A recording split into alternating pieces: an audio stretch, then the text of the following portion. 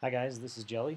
I'm here to attempt to discuss a little bit recent 3-star attacks by Town Hall 9s against Town Hall 9s and Reddit Viper's war against South Dragon. Um, there were several styles of attacks used. I think this is a great thing. It really bodes well for the health of the clan in the future. The style of attack that got us the most 3-star victories against their Town Hall 9s was a Lavaloonian, Puploon, Laloon, whatever you want to call it. That accounted for this attack on their number 4, their top Town Hall 9. It also accounted for their lower, or our lowest two 3-star victories against their Town Hall 9s on 16 and 17. 14 and 15 are Holo and Go Wee Wee, Go Wipe exploits. They're well executed, and there are 2 Hog exploit attacks, Go-Ho attacks against 5 and 7, both executed by Glitterum, who had actually 6 of our Town Hall 9 stars, 2 3-star victories. And the final attack comes from an idea by Paltry, and that's a Jiho attack. But I'm going to try to highlight first the Laloon attacking styles, because I feel like we're going to be using this attack a lot in the future. People believe that strongly, and we need to get some of the key points of this attack down. So Dead Trigger is going to attack here, and he goes all out with 2 groups of 2 Lava Hounds straight away, and then follows with a wall of loons that cover the southern side of the base. Now, he brings a lightning spell for the CC. You can see that here. That's really good form. He needed some way to take care of that CC. CCs can be deadly to Lavaloonians. He does kind of ignore the Archer Queen a little bit, and he drops the Hounds before he drops the Loons, so it takes the Loons a little bit of time. He needs those rage spells to get them into the center of the base. The main feature of this attack that I want to highlight, I think the reason that it didn't look like he absolutely blew this base out of the water, because he was really close to doing just that, is that the wall of loons distributes his loons in such a way that they clump up in the center of this base. And you can see here that there's really only one balloon over here to the left that's outside of these main 2 clumps. Now, it's good to have a lot of damage being done in the core of a base, especially around the critical structures, which in this case are the ADs. You can see his loons are behind, there's no rage spells to help him out, and his last remaining hounds are already heading up towards the final AD. Now, those hounds by themselves don't manage to take out that AD, and these loons, because of the way that they're distributed, can't get up there to help the hounds. So another point about this, when your loons are clumped up, they actually are overkill, and not in a good way. In this case, the wizard tower that's right in the center of the screen, this wizard tower here, needs 1 drop of 1 giant bomb from 1 loon to be destroyed. He's going to hit it here with about 6 or 7 bombs. Now, the CC is still going. He didn't quite get them all with the lightning. But the same thing is going to happen over here. These balloons are completely OP in a huge group, and they're slowly getting shredded by the remaining ADs. So you can watch his remaining balloons just slowly be chewed up because of the fact that they wound up clumped up and they move so slowly between defenses. So what I recommend in the future for Lavaloon attacks is to attempt to target smaller groups of balloons around different parts of the base, targeting individual structures, making sure you target the air defenses whenever you drop the balloons, or at least have an idea that the balloons are going to head towards the air defenses. But then this is where Trigger really saves this attack. You can see he's still got a clump of defenses. He's got an AD that by itself is completely capable of taking out the remaining minions and kill squads, but he saved his heroes for the end here, and he sends them in at the right time, and he puts them in the right place to get the job done. So he pulls this attack out really with hero placement right here at the end. You can see that his cleanup squad is rapidly approaching the AD, but the Archer Queen and the Barb King come in to save the day right in the final few seconds of this attack. And once they get that AD down, really it's kind of it's all over in academic. So good placement there, way to adapt, way to see that there might be a problem at the end of the day, and pull the attack out. I'll just go ahead and fast forward through this. So a good 3-star attack in the end, largely thanks to adaptability. This is a good strategy because it can afford the attacker some flexibility and adaptability. I'm going to head up and I'm going to highlight Frank's 3-star attack against their number 4. This is in many ways a similar attack, but it's also got some key differences. In some ways, this higher base magnifies some of the critical points of a Lavaloonian, and I think those are instructive. So Frank here pays attention to the CC. He lures the CC well. It gives him a little bit of trouble just because he doesn't bring enough loons in that initial CC lure, but he does finally get the entirety of the CC out, and he manages to pull them down. I'll fast forward that just a little bit down to where you can see the CC at the bottom.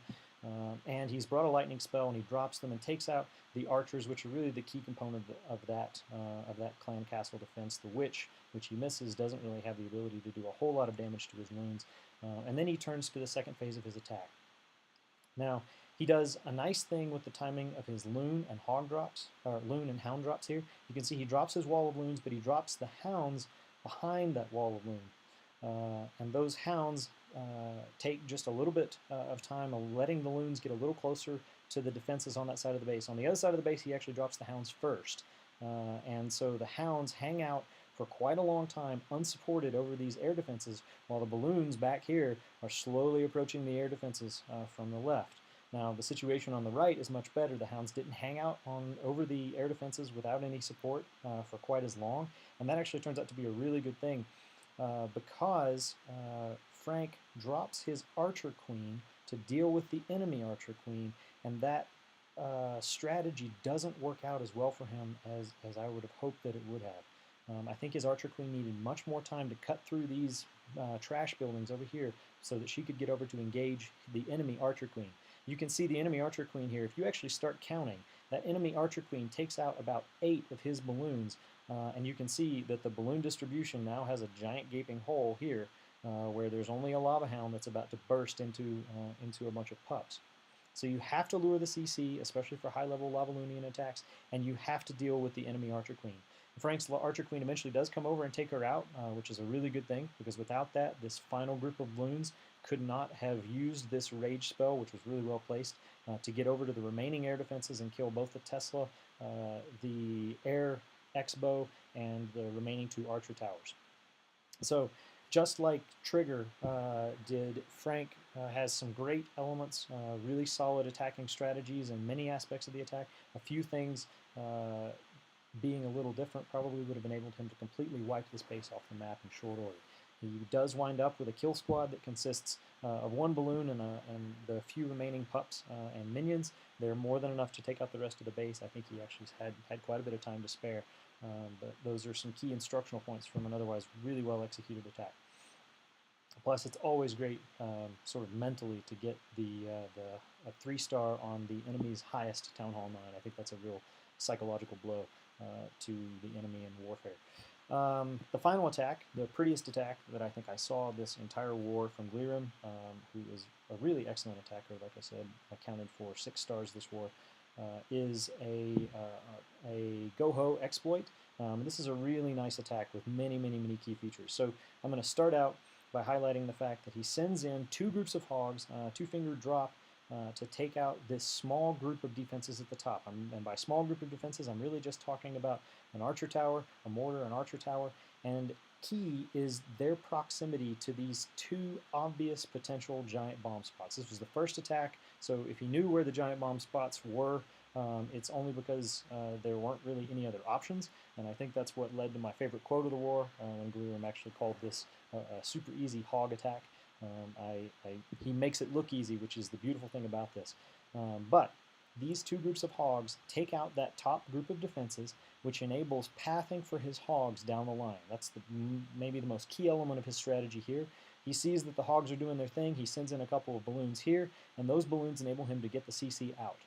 Once the CC's out, he lures them to the left with an archer drop, and executes a nice CC kill. I think the composition of troops that Glirim brings for his CC kill is something that should be emulated.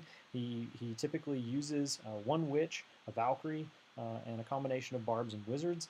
He lures them to his attack point for the golem portion of this exploit. And once he's got the CC fairly well down, which you can see over here, you can see that Valkyrie eating through the archers, being a tank, killing a bunch of skeletons, and allowing the rest of his CC kill squad to rapidly approach that witch. He sends in, so several things are happening here at once. I'm going to pause. He sends in that golem.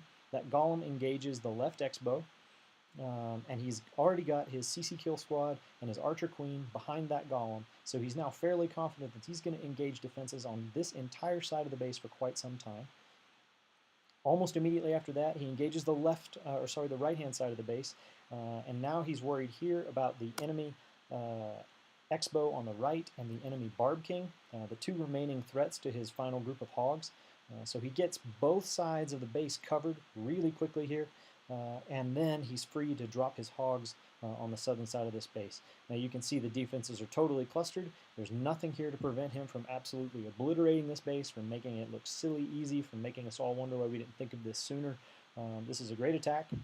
I would be proud of it if I were him. I would be embarrassed if I were defender number 5 on South Dragon, because all Glirum has to do at this point is be careful to drop his heals ahead of his hogs, and he's going to take out the rest of these defenses. This entire attack was finished, I think, with almost 40 or 45 seconds to spare. He does manage to trigger some unupgraded bombs. It really doesn't matter at this point. He's got Whiz for cleanup. He's got troops to spare. He's going to just mop this up. I'm going to go ahead and just fast forward for you here. So beautiful attack, made it look easy. I wish all attacks went this well, frankly. And like I said, the prettiest attack that I saw this war. So that's a summary of the two types of attacking strategies that I think are probably going to be most applicable to future attacking events as we go forward. Practice the Lavalunian, practice the hogs. Hogs are definitely not dead. It's just important to know how to use them. Thanks for listening, and that's all.